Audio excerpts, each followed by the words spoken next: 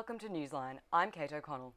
And I'm Michelle Nick. Coming up on today's program, what Fairfax means to the people of Melbourne, the state of the urban bee population, and all the latest in news, sport and weather. But first today, planking is in the news again, with Queensland Police charging 3 young men in their 20s with public nuisance. The men allegedly planked on the roof of a moving car late last night. The female driver will face court on June 15 for dangerous driving. And heading overseas, the United States is imposing sanctions against Syrian President Bashar al-Assad. This is the first time Assad has been individually targeted since the beginning of his crackdown on protests. The US sanctions against Assad are for human rights abuses. And in other news, the maid accusing IMF chief Dominic Strauss-Kahn of sexually assaulting her has testified against him in front of a jury. The 32-year-old single mother claims Strauss-Kahn groped and attempted to rape her in a New York hotel room. Strauss-Kahn will not be granted bail, but continues to protest his innocence. Media company Fairfax is now a major news story itself due to its ongoing financial struggle. The company recently announced it's sacking more than 80 sub-editors and will outsource its subbing. The move has outraged staff at The Age who claim Fairfax management is compromising the quality of their journalism. So does this spell the end of The Age? And if so, does it matter? Newsline's Samisha and Sylvia took to the streets this afternoon to find out what The Age actually means to Melburnians. Do you read The Age? No. Why is that? Don't like the crossword. I try to. I do about 3 times a week, I'd say. Yes, I do. Sometimes. I think it's a quality newspaper. It reports on a wide variety of different stories and for different audiences as well. Do you read it online or in print? No, I read it every day from people. I read The Age online, mostly on weekdays. We buy the Herald Sun most of the time, but sometimes we get The Age and we read it. If The Age were to shut down, would it make a difference to you? Oh yeah, definitely would, sure. Because that's the only informative type of paper. The Sun is more of a magazine. Probably not. No. Wouldn't make a big difference. I prefer the Herald Sun, but I get The Age at uni, so it's the better way of getting it, I guess. Not to me personally, but I think it would to a lot of people in society. Yeah. So that's what some Melburnians think. Many others gathered today to protest about cuts to The Age. More on this now from our news correspondent, Chloe Booker. Now, Chloe, what are all the protests about? Well, Kate, the protests are about the outsourcing of 82 sub-editing staff from Fairfax newspapers, The Age and the Sydney Morning Herald. The staff are saying that it will lead into a lower quality of journalism, and they're likening it to the outsourcing of telephone switchboard staff to overseas call centres. So what happened at the rally today? The rally was attended by around 200 people, and speakers included Father Bob Maguire, former Victorian Premier John Cain, and the President of the ACTU.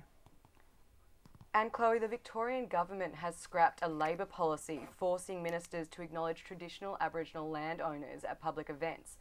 Why has this happened? They're saying that the acknowledgement is too politically correct, and they'd prefer ministers to be able to decide for themselves whether to use it. And what's the reaction been to this?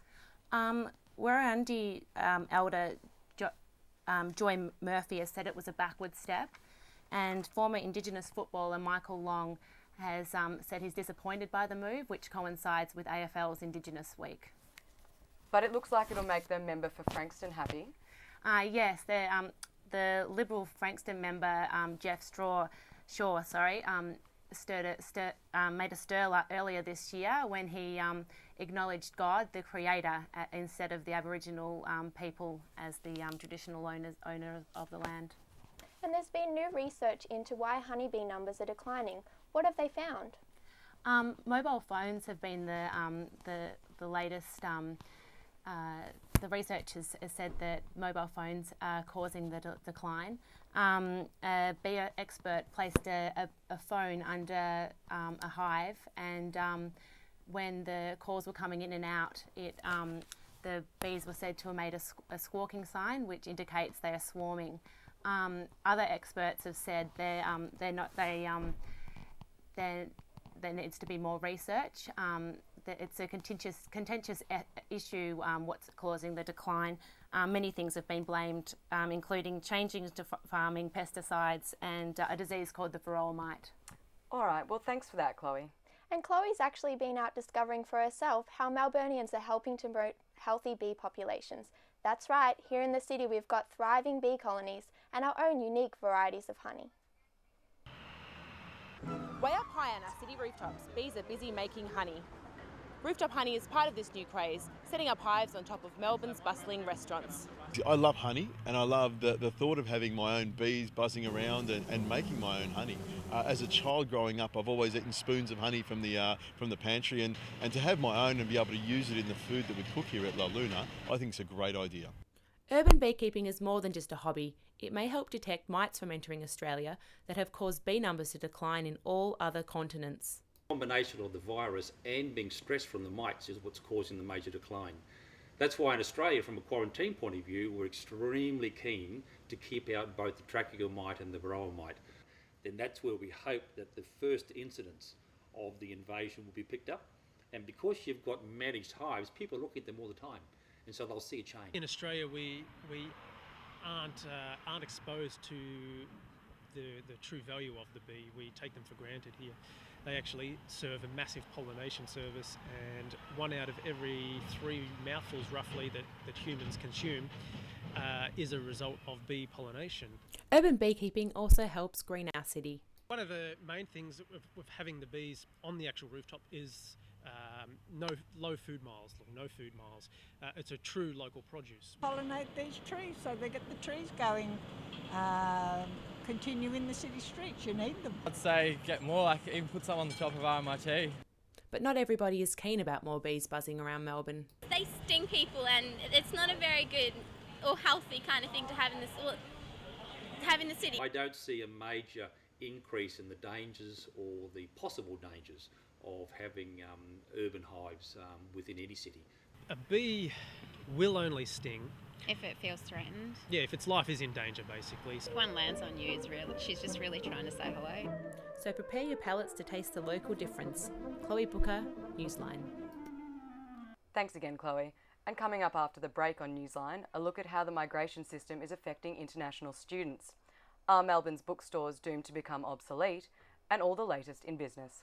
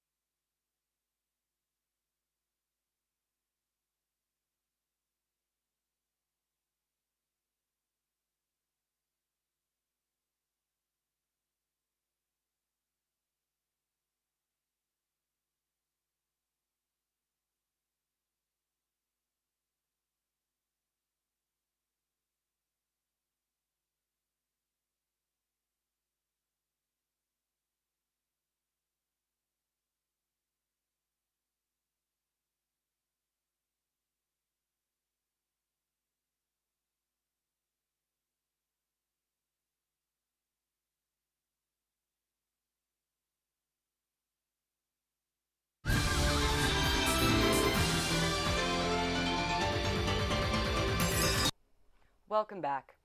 Each time a new technology hits the market, we see the rehash of an old debate. Television was killing radio, tapes were killing vinyl, and now we are hearing that online sales and e-readers will kill the bookstore. I went to find out whether this time the prophecy is true. It's the ancient battle between old and new. But this time, the failure of a major bookstore chain has people wondering if online sites will actually kill off traditional bookstores. They are slowly dominating the book selling market, and that's the way of technology and progress. I think ultimately they will destroy the physical bookstore.